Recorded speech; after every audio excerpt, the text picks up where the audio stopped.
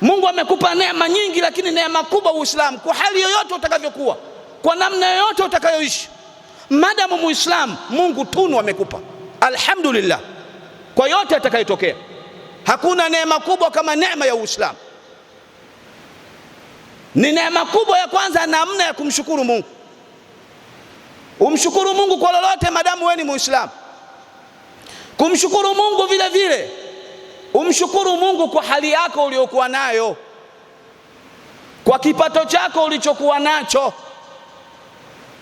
Ni aina ya kumshukuru Mungu.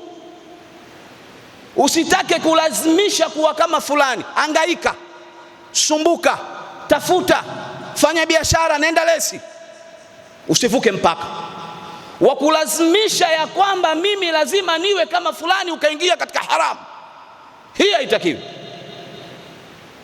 Hapo utakuwa umeisahau neema ya kumshukuru Mungu.